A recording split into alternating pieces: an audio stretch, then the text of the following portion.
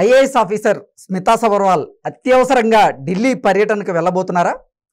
ఢిల్లీలో నరేంద్ర మోదీ గారితో రహస్య భేటీకి సిద్ధమయ్యారా అంటే అవుననే సమాధానం ఇస్తున్నారు కొంతమంది రాజకీయ విశ్లేషకులు. ఇక ఇదే అంశానికి సంబంధించి మనతో మాట్లాడేందుకు ప్రముఖ రాజకీయ విశ్లేషకులు, ప్రముఖ సీనియర్ జర్నలిస్ట్ సిఎస్ రావు గారు మనతో ఉన్నారు. సార్తో మాట్లాడు. Sir hi sir. Hello Krishna. Sir, ప్రముఖ ఐఏఎస్ ఆఫీసర్ స్మితా సబర్వాల్ అత్యవసరంగా ఢిల్లీ వెళ్ళబోతున్నారు అని, అలాగే ఢిల్లీలో నరేంద్ర మోదీ గారితో రహస్య భేటీ ఏర్పాటు చేసుకోబోతున్నారు అంటూ కూడా ఒక వార్త ఇప్పుడు సోషల్ మీడియాని షేక్ చేస్తోంది. ఏంటి సార్, ఆ వార్తలో వాస్తవం ఉందా? నిజంగానే స్మితా సబర్వాల్ గారు ఢిల్లీ వెళ్ళి నరేంద్ర మోదీ గారితో రహస్య భేటీ జరగబోతున్నారా అంటే ఏం చెప్తారు? సో డెఫినెట్గా అప్పుడు దీన్ని మనం పూర్తిగా కొట్టిపారేయాలి. కారణం ఏంటంటే ఆమె సివిల్ సర్వెంట్ ప్లస్ కేంద్ర సర్వీసులకు వెళ్ళాలనే ఒక ప్రయత్నం చేస్తున్నారు అనేది ఒకటి వినిపిస్తుంది. ప్లస్ అకున్ సబర్వాల్ ఇప్పుడు కేంద్ర సర్వీసులో ఉన్నారు. సో అకున్ సబర్వాల్ కూడా కేంద్ర సర్వీసులో ఉన్నారు కాబట్టి ఈమె కూడా కేంద్ర సర్వీసులకు వెళ్ళడానికి ప్రయత్నం చేసుకోవచ్చు. అయితే రాష్ట్రంలో ఉండే రాష్ట్ర ప్రభుత్వం ఎన్ఓసి ఇవ్వాలి, నో అబ్జెక్షన్ సర్టిఫికేట్ ఇవ్వాలి. నో అబ్జెక్షన్ సర్టిఫికేట్ ఇస్తేనే కేంద్ర సర్వీసులకి డిప్యుటేషన్ మీద ఆమె వెళ్ళేటువంటి అవకాశం ఉంది. రాష్ట్ర సర్వీస్ నుంచి కేంద్ర సర్వీస్కి వెళ్ళాలి డిప్యుటేషన్ మీద అంటే ఇక్కడ పర్మిషన్ ఇవ్వాలి. అయితే ఇక్కడ పర్మిషన్ ఇవ్వద్దు అని చెప్పేసి retired IAS Akunuri Murali tweet చేశారు. మీరు పర్మిషన్ ఇవ్వద్దు అని చెప్పి ముఖ్యమంత్రి రేవంత్ రెడ్డికి ఆయన ట్వీట్ చేయడంతో పాటు బుధవారం రాత్రి ఆకునూరి మురళి ముఖ్యమంత్రి రేవంత్ రెడ్డిని కలిశారు. కలిసి ఈ స్మితా సబర్వాల్ని మీరు రిలీవ్ చేయొద్దు ఇక్కడ నుంచి డిప్యుటేషన్ మీద కేంద్ర సర్వీసులకు వెళ్ళడానికి, మీరు ఇక్కడ ఉంచండి, ఇక్కడ ఉంచి కాళేశ్వరం ప్రాజెక్టు, అది ఇరిగేషన్ ప్రాజెక్ట్స్కి సంబంధించి మిషన్ భగీరథ, మిషన్ కాకతీయ వీటన్నిటికి సంబంధించినటువంటి మొత్తం ఫైనల్ అయిన తర్వాత మాత్రమే ఆమెకి ఎన్ఓసి ఇవ్వండి, అప్పటి వరకు ఆమెను పంపించొద్దు అని చెప్పేసి ఆయన ఏదో చెప్పారు రేవంత్ రెడ్డితో అని చెప్పి మనకి తెలుస్తుంది. సో దాని కంటిన్యూషన్లో ఆయన ట్వీట్ చూశారు కదా, ఆ ట్వీట్ చూస్తే కనుక డెఫినెట్గా వాళ్ళిద్దరి మధ్య ఈ ఇష్యూనే వచ్చి ఉంటుంది మనం అనుకోవచ్చు. సో స్మితా సబర్వాల్ మీద ఎందుకు ఇంత పెద్దగా కాన్సన్ట్రేషన్ చేశారంటే సిట్టింగ్ జడ్జి చేత కాళేశ్వరం ప్రాజెక్టు మీద విచారణ జరిపిస్తానని చెప్పి రాహుల్ గాంధీ ఒక ప్రామిస్ చేశారు. పిసిసి అధ్యక్షుడిగా అప్పట్లో ఉన్నటువంటి ఇప్పుడు ముఖ్యమంత్రిగా ఉన్నటువంటి రేవంత్ రెడ్డి కూడా అదే ప్రామిస్ చేశారు. సిట్టింగ్ జడ్జి చేత విచారణ జరిపించి రికవరీ మొత్తం కూడా చేసి తెలంగాణ ప్రజలకు మేము పంచుతామని చెప్పి ఒక ప్రామిస్ చేశారు. కాబట్టి ఇప్పుడు దీని మీద విచారణకి ఆదేశించాలి. విచారణకు ఆదేశిస్తే ఇమీడియట్గా అటెండ్ కావాల్సిన వాళ్ళు ఎవరు? స్మితా సబర్వాల్. ఎందుకు? సెక్రటరీగా ఉన్నారు, అవును, సీఎం ఆఫీస్లో స్పెషల్ సెక్రటరీగా ఉన్నారు కాబట్టి ఆమె ప్రతి ఫైల్ని ఆమె పట్టుకొని అక్కడ జడ్జి ముందు హాజరు కావాలి. అంటే రాబోయేటువంటి రోజుల్లో చాలా క్లిష్టమైనటువంటి పరిస్థితిని స్మితా సబర్వాల్ ఎదుర్కొనేటువంటి అవకాశం ఉంది. అందుకే ఆవిడ నిన్న ఒక ట్వీట్ చేశారు.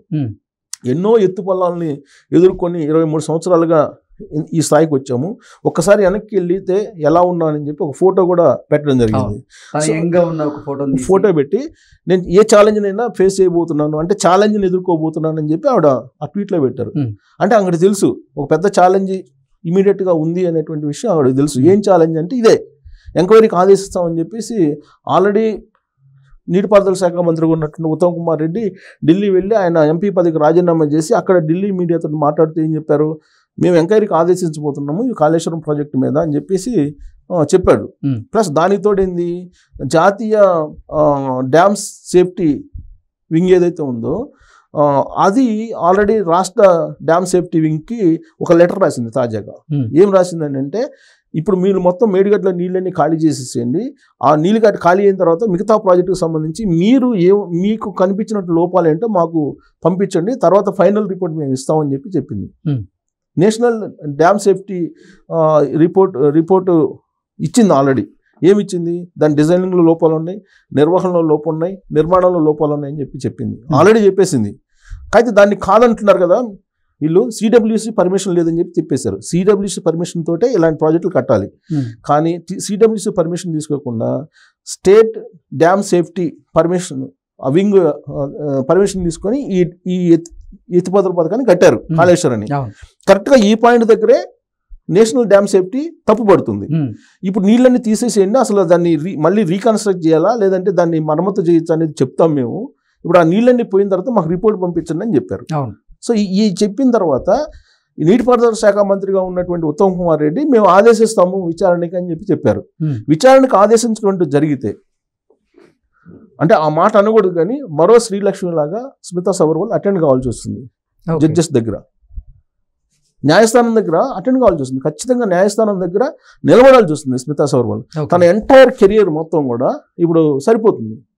ఆ సిట్టింగ్ జడ్జి దగ్గర ఆ విచారణకు హాజరు కావడం, రిపోర్ట్స్ ఇవ్వడం, ఇదే సరిపోతుంది ఆ మొత్తం కెరీర్కి.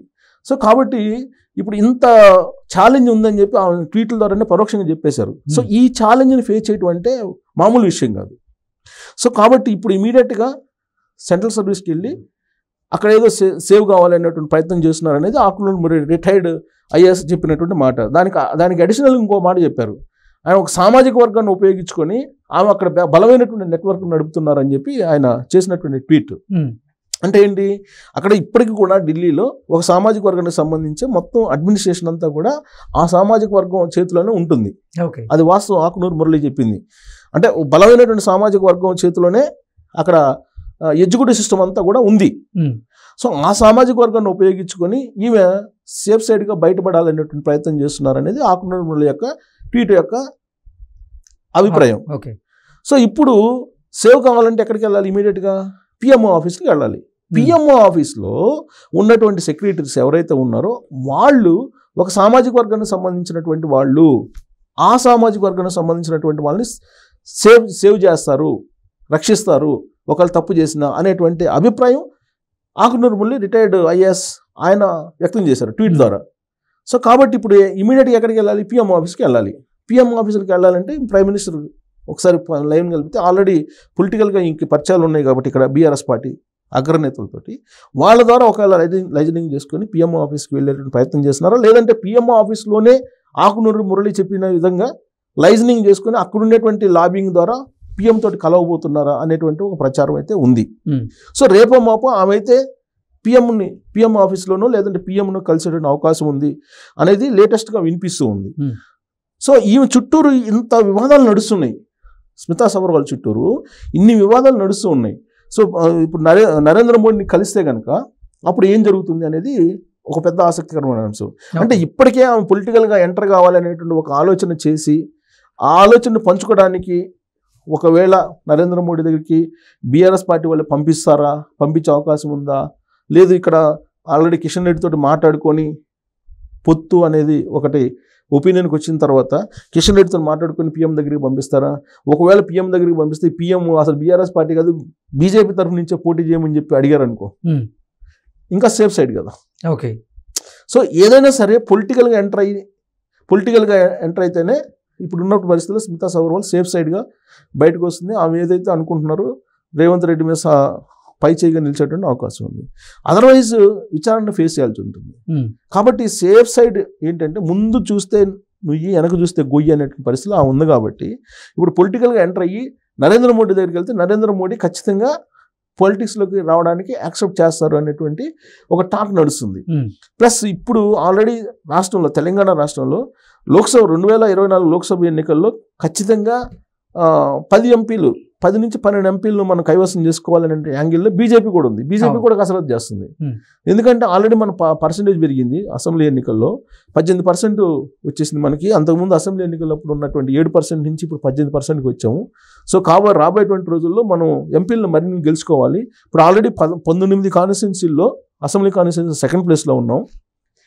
మిగతా 40 కాన్స్టిట్యున్సీల్లో సుమారు 40 కాన్స్టిట్యున్సీల్లో మనకు గౌరవప్రదమైనటువంటి ఓట్ బ్యాంక్ వచ్చింది. కాబట్టి రాబోయేటువంటి రోజుల్లో ఆల్రెడీ ఇప్పుడు 4 ఎంపీలు ఉన్నారు. ఆ 4 కాకుండా ఇంకొక 10 రావాలి అనేటువంటి యాంగిల్లో ఉన్నారు. సో పత్తు పెట్టుకుంటే కనుక ఆటోమేటిక్గా 10 ఎంపీలు వస్తాయి. వాళ్ళు 10 ఇస్తే బీఆర్ఎస్ పార్టీ. సో ఇప్పుడు నరేంద్ర మోడీని స్మితా సబర్వాల్ కలిస్తే కనుక బీజేపీ వైపు నుంచే స్మితా సబర్వాల్ని పోటీ చేయమనే అనే సందేశం కూడా ఉండే అవకాశం ఉంది. సో బీజేపీలోకి కూడా వెళ్ళొచ్చు. ఒకవేళ నరేంద్ర మోడీ కనుక ఇప్పుడు అపాయింట్మెంట్ ఇచ్చి కనుక పిఎంఓ ఆఫీస్కి వెళ్ళి నెట్వర్క్ చేసుకుంది. ఇప్పుడు యాక్చువల్గా ఢిల్లీ వెళ్ళాల్సిందే. ఇప్పుడు ఉన్నటువంటి పరిస్థితుల్లో ఢిల్లీ వెళ్ళకపోతే విచారణ ఎదుర్కోవాల్సింది ఇక్కడ ఉంటే కనుక. సో ఒకవేళ ఆయన ట్వీట్ చేసింది అన్ని ఫేక్ న్యూస్, నేను రాష్ట్ర సర్వీస్లో ఉంటాను, రాష్ట్ర ప్రభుత్వం ఏ పని అప్పు చెప్తే నేను ఆ పని చేస్తానని ట్వీట్ చేశారు. కానీ అసలు ఆమె అటెండ్ కావాలి కదా, సచివాలయానికి అటెండ్ కావాలి, ఫస్ట్ రేవంత్ రెడ్డిని కలవాలి, ఇవన్నీ జరగాలి. కానీ ఇవన్నీ జరగకుండానే నేరుగా ప్రైమ్ మినిస్టర్ని కలిశారనుకోండి, అప్పుడు ఆటోమేటిక్గా సేఫ్ సైడ్కి వెళ్ళిపోయినట్టు అవుతుంది. కాబట్టి రాజకీయ కోణం నుంచి స్మితా సబర్వాల్ యొక్క ఎపిసోడ్ను మనం చూడాల్సి ఉంటుంది. సో ఇప్పుడు నరేంద్ర మోడీ బహుశా ఎన్నుకోవడం, నరేంద్ర మోడీ అపాయింట్మెంట్ కూడా ప్రయత్నం చేయొచ్చు. నరేంద్ర మోడీ కనుక రాజకీయాల్లోకి ఏమి వస్తానంటే కూడా ఎంకరేజ్ చేసేటువంటి అవకాశం ఉంది. ఆల్రెడీ తెలంగాణ బీజేపీలో బలమైనటువంటి లీడర్లు కావాలి నెక్స్ట్ రేపు ఎంపీగా పోటీ చేసేదానికి. సో బీజేపీ తరఫు నుంచి కనుక ఆమె పోటీ చేయాల్సి వస్తే ఒకవేళ సికింద్రాబాద్ నుంచి పోటీ చేసేటువంటి అవకాశం ఉంది. కిషన్ రెడ్డిని ఇంకోసాటికి షిఫ్ట్ చేసేటువంటి ఛాన్సెస్ కూడా ఉన్నాయి. సో లేదంటే నిజామాబాద్ ఇట్లా అంటే బలమైనటువంటి బీజేపీ బలంగా ఎక్కడ ఉందంటే నిజామాబాద్ ఉంది, లేదా ఆదిలాబాద్ ఎలాగ రిజర్వ్డ్ కాబట్టి అటు పోరు. సో సికింద్రాబాద్ లేదంటే నిజామాబాద్ అవుతుంది. నిజామాబాద్ ఫిక్స్ చేస్తారు ఒకవేళ అంటే అప్పుడు కవిత పోటీ నుంచి తప్పుకునే అవకాశాలు ఉంటాయి. సో అలా కాకుండా బీజేపీ బీఆర్ఎస్ రెండు పొత్తు ఎన్డీఏలో భాగస్వామి బీఆర్ఎస్ పార్టీ కూడా అయ్యే అవకాశం ఉందనుకో, అప్పుడు ఈక్వేషన్స్ డిఫరెంట్గా ఉంటాయి. మొత్తం మీద నరేంద్ర మోడీని కలవడానికి ప్రయత్నం చేస్తున్నారు స్మితా సబర్వాల్ అనేది మాత్రం వినిపిస్తుంది ఆకునూరు మురళి ట్వీట్ ద్వారా. సెంటర్లో ఆమె నెట్వర్క్ చేసుకోవడానికి వెళ్తున్నారండి. పిఎంఓ ఆఫీసుల కన్నా వెళ్ళాలి. పిఎంఓ ఆఫీసులో హెడ్ అయితే ఎవరైతే ఉంటారో అక్కడ కూడా ఇప్పుడు సీఎంఓ ఆఫీసులో ఎక్కడైతే ప్రిన్సిపల్ సెక్రటరీ ఉంటారో అక్కడ పిఎంఓ ఆఫీసులో కూడా స్పెషల్ సెక్రటరీ ఉంటారు హెడ్. అక్కడ నెట్వర్క్ ఉందనేది ఆకునూరు మురళి యొక్క అనుమానం. సో అదే నిజమైతే కనుక నరేంద్ర మోడీ అపాయింట్మెంట్ ఖచ్చితంగా దొరుకుతుంది స్మితా సబర్వాల్కి. రేపు మాప నరేంద్ర మోడీ కలిసిన ఆశ్చర్యపోవసరం లేదు.